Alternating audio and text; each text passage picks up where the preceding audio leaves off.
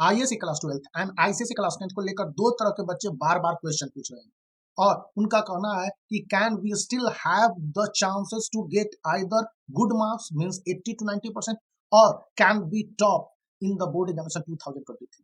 तो इसके दो आंसर है और एक आंसर है यस जो पॉजिटिवली 90% तक वर्क करता है। सेकंड आंसर है कि आपकी मेहनत कितनी होती है, नो का कोई चांस नहीं है।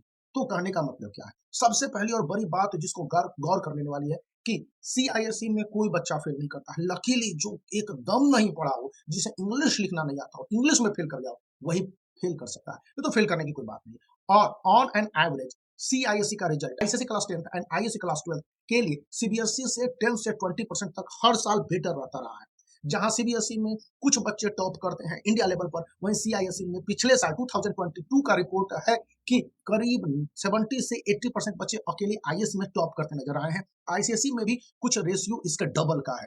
तो कुल मिलाकर सिचुएशन क्या है, आईसीएसई एंड आईएससी का रिजल्ट हमेशा सीबीएसई से बेटर रहा है। तो ऑटोमेटिकली रेसिप्रोकल है कि यहाँ पर ये स्टूडेंट है जो बेहतर मार्क्स लाते हैं। तो स्टूडेंट कर क्या सकते हैं, यहाँ पर 3 पॉइंट है। पहले, आप जहां पर भी स्टैंड करते हो जस्टिफाई टू यू, क्योंकि आप अपने आप से बहुत बेहतर कंडीशन में बात कर सकते हो, सही बात है और उसी हिसाब से तय करोगे। क्योंकि हार्श पनिशमेंट अपने आप को देनी है, आप अपने आप से तो झूठ नहीं बोलोगे, तो जो तैयारी है उसी को आगे बढ़ाने है। एक नया कंसेप्ट जिसको सीआईएसई ने अपने स्कूलों को दिया कि स्टूडेंट से कहिए कि वे अपने वीक सब्जेक्ट को बेहतर बनाए। और यहाँ पर दूसरी बात मैं बता दूं कि हर साल सीआईएसई जो अपने क्वेश्चन पेपर है उसमें वेरिएशन बहुत ही कम, नियरली नेग्लिजिबल 2 to 3% करती है। मतलब यह हो गया कि बोर्ड एग्जामिनेशन 2023 के लिए जो ऑब्जेक्टिव और सब्जेक्टिव की तैयारी हुई है ये तो 2022 में ही हो गई थी, जब टर्म 1 ऑब्जेक्टिव एंड टर्म 2 यानी सेमेस्टर 1 और सेमेस्टर 2 ऑब्जेक्टिव और सब्जेक्टिव हुए थे। इसलिए स्टूडेंट को इस समय फोकस करने हैं कि एक ही चैप्टर में एक जो क्वेश्चन है वो ऑब्जेक्टिव किस तरह से बन सकता है और सब्जेक्टिव किस तरह से बन सकता है।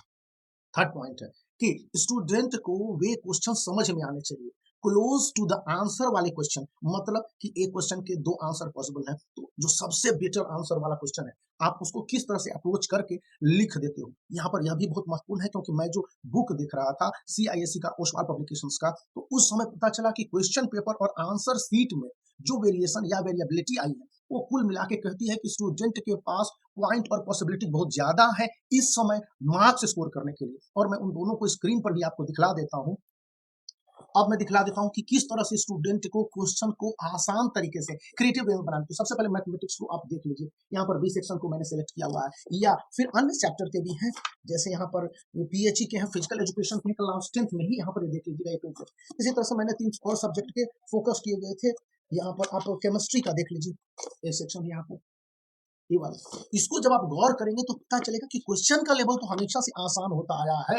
ज्योग्राफी का यहाँ पर देख लीजिए, ये मैं प्रूफ आईसीएसई क्लास 10 के लिए दिखला रहा हूँ। ये ओसवाल गुरुकुल का 61 से पेपर, इसको मैं कंटिन्यूअस देखता रहता हूँ। या फिर आप इंग्लिश में इंग्लिश पेपर 1 का यहाँ पर का पार्ट देखिए, ये वाला पार्ट इस तरह से। तो ये क्या कह रहे हैं आखिर यहाँ पर, या फिर आप देख लेंगे इधर से। तो कुल मिला के मेरे कहने का मकसद यही है कि जब स्टूडेंट के सामने है कि वे क्वेश्चन को क्लोज टू द आंसर में लिख देंगे तो उन्हें मार्क्स मिलेंगे। तो यहाँ पर यह बेनिफिट जाता है आईसीएसई क्लास 10 के स्टूडेंट को, और यही बात as it is ISC class 12 के लिए लागू होती है कि उनके अटेम्प्ट के हिसाब से जितने भी मेहनत होंगे वही उनका मार्क्स अचीवमेंट होगा। यह पूरी तरह से रेसिप्रोकल है और स्टूडेंट के फेवर में जाता है। इसलिए जो भी आप क्वेश्चन के आंसर बना रहे हो या पढ़ रहे हो उसको पॉइंट वाइज नोट करने के साथ साथ कम से कम उस पर अच्छी तरह से सोच विचार करने की जरूरत है। ऑब्जेक्टिव और सब्जेक्टिव हो गए तो आपके आंसर किस तरह से इफेक्टिव हो सकते हैं। इफेक्टिव करने का मतलब है कि रीडेबल होने चाहिए, उसके साथ आप समझ रहे हो जो बातें कन्वे करना चाहते हैं, और सामने वाला एग्जामिनर भी आपकी बातों को समझ के आंसर दे दे। ये बातें हो जाएंगी तो आपके मार्क्स पूरे मिलेंगे। और इस वीडियो को लाइक करने के साथ चैनल को सब्सक्राइब करके रखिए, क्योंकि मैं इसी तरह के रिसर्च बेस्ड और पूरी तरह से एनालिटिकल थिंकिंग वाले क्वेश्चंस को डिटेल में एनालाइज करने के साथ आपको बता देता हूं। तो बने रहने की जरूरत है।